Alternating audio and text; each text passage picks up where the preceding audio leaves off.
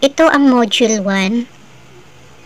Ang nilalaman nito ay tungkol sa mahalagang pagbabago sa panahon ng Renaissance. Quarter 3 Milk 1. Nasusuri ang mahalagang pagbabagong politikal, ekonomiko at sosyo-kultural sa panahon ng Renaissance. Welcome to Riandeling Channel.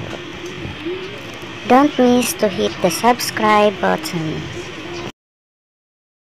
Sasagutan natin ang tanong na ito. Paano nagsimula ang Renaissance? Ang mahabang panahon ng digmaan, epidemya at kaguluhang ekonomikong naganap ay nagwakas sa huling bahagi ng gitnang panahon. Ang pagtatapos nga na ito ay hudyat na sa simula ng isang pagbabago sa bagong panahon na kinilala sa kasaysayan na Renaissance. Ano ang ibig sabihin ng salitang Renaissance? Ang Renaissance ay mula sa salitang Pranses. Ibig sabihin sa Tagalog, muling pagsilang o rebirth naman sa English.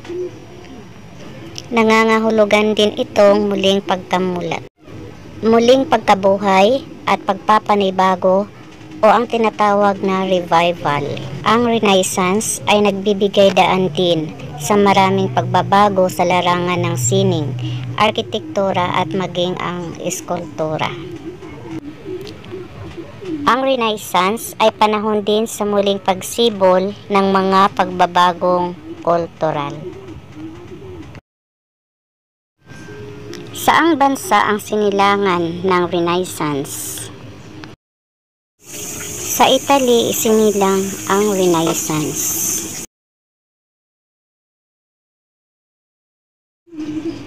Bakit ang Italia ang sinilangan ng Renaissance? Dahil ang Italia ay may magandang kinalalagyan at kinaroroonang pangheograpiya sa larangan ng kalakalan. Tatalakayin natin ngayon ang mga salik na nagbigay daan sa Renaissance. Ngayon, aalamin natin ang mga salik na nagbigay daan sa Renaissance. Ang unang salik ng Renaissance ay ang magandang kinaroroonan ng bansang Italia. Dahil ang Italia ay makikita sa kanlurang Asya at kanlurang Europa. Maganda ang lokasyon nito, kaya nagkaroon ito ng pagkakataong makipagkalakalan sa mga lungsod dito.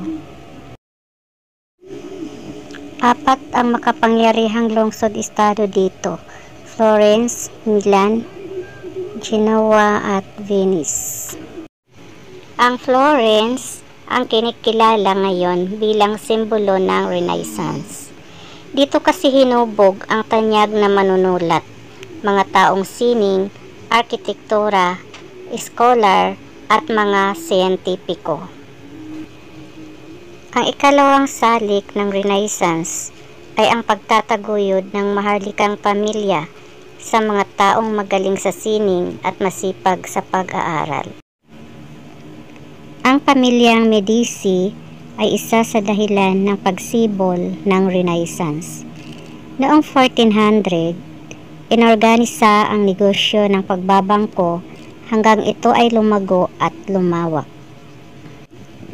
Hindi nagtagal, ang pamilyang Medici ngayon ay tinanghal na pinakamayamang negosyante at bangkero sa Europa.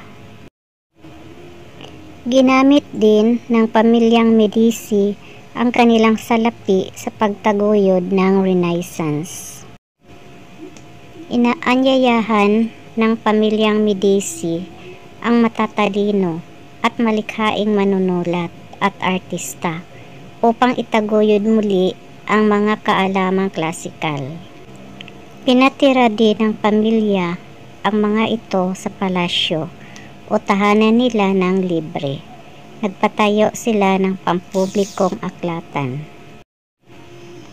Ang ikatlong salik ng Renaissance ay ang Italia, ang pinagmulan ng kadakilaan ng sinaunang Roma at higit na may kaugnayan sa dugo at wika kaysa alinmang bansang Europeo.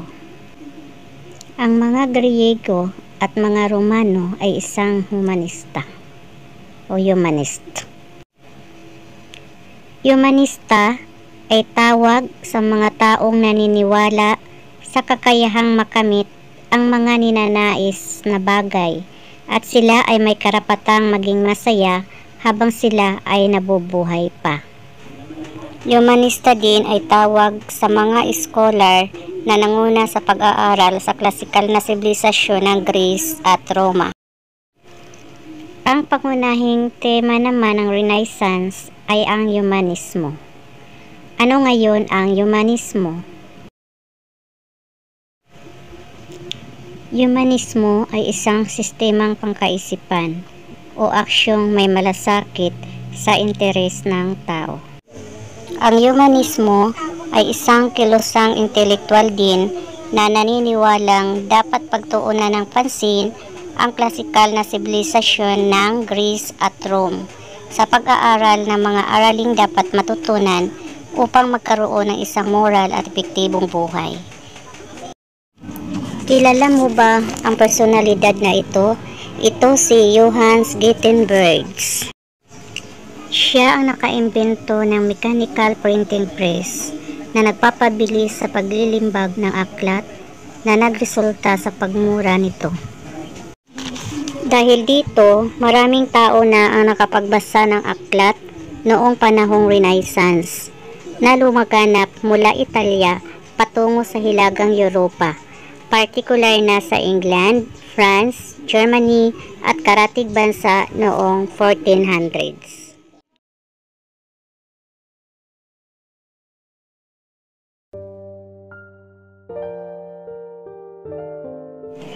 Sa pagkakataong ito, aalamin natin ang mga ambag ng Renaissance sa iba't ibang larangan. Unahin natin ang larangan ng sining at panitikan. Ang unang personalidad ay si Francisco Petrarch, taong 1304 hanggang 1374. Likha niya ang Canzoniere, isang kompilasyon ng mahigit 300 ng mga tula. Si Francisco Petrarch ay kinikilala ring ama ng humanismo. Ang ikalawang personalidad naman na ipakilala ko sa inyo ngayon ay si Giovanni Boccaccio, taong 1313 hanggang 1375. Ang pinakamahusay na panitikang piyesa niya ay ang Decameron. Isang tanyag na koleksyon ito ng nakatatawang salaysay na umabot ng 100. Si Giovanni Boccaccio ay ang matalik na kaibigan ni Francisco Petrarch.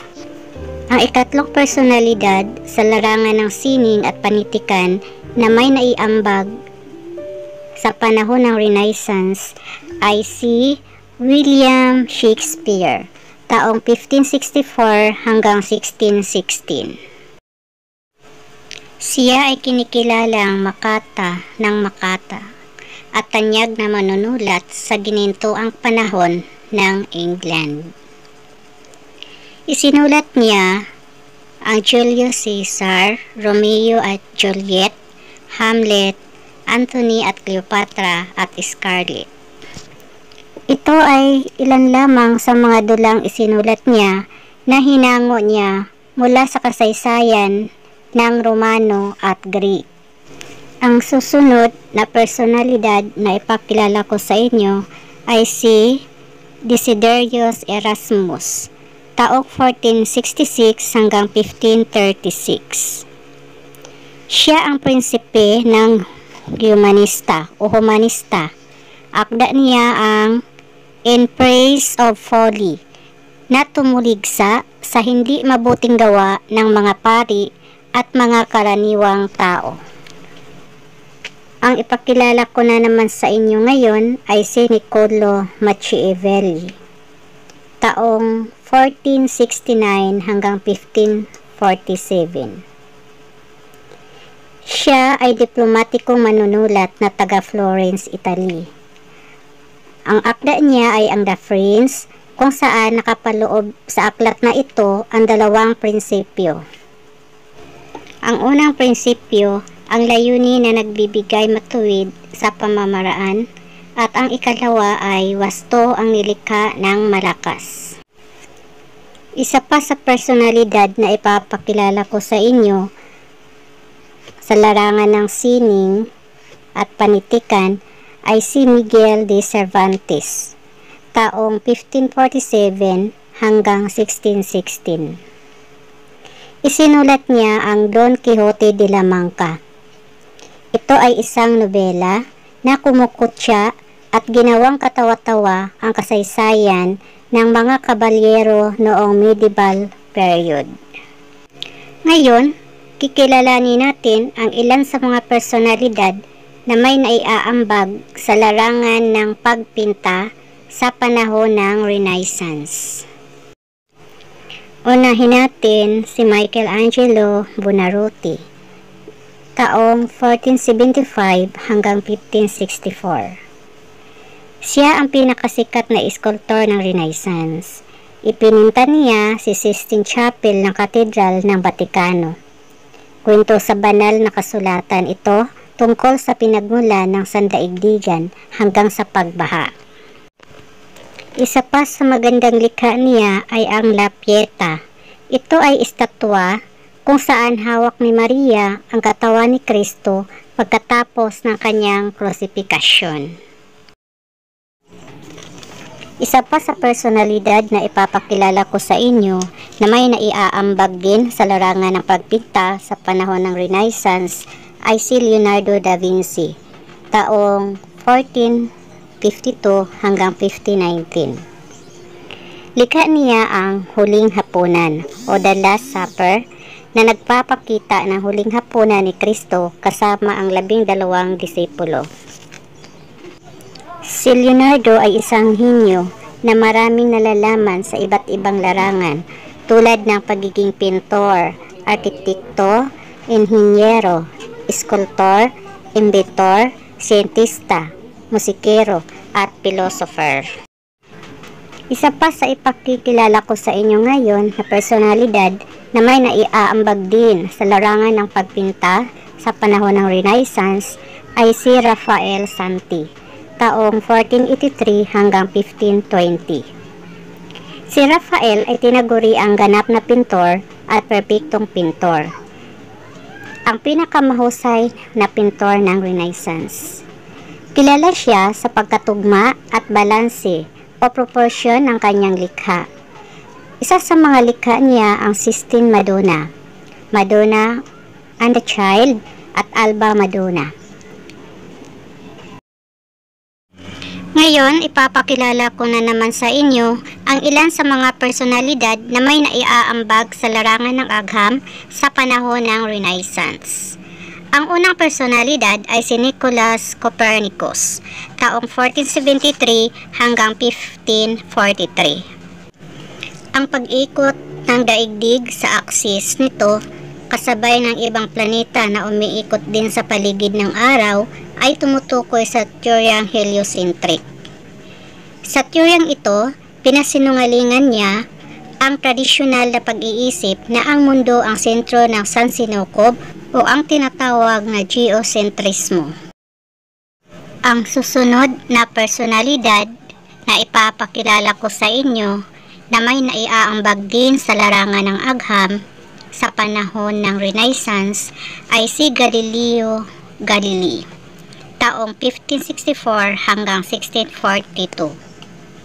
Siya ay isang astronomo at matematiko noong 1610.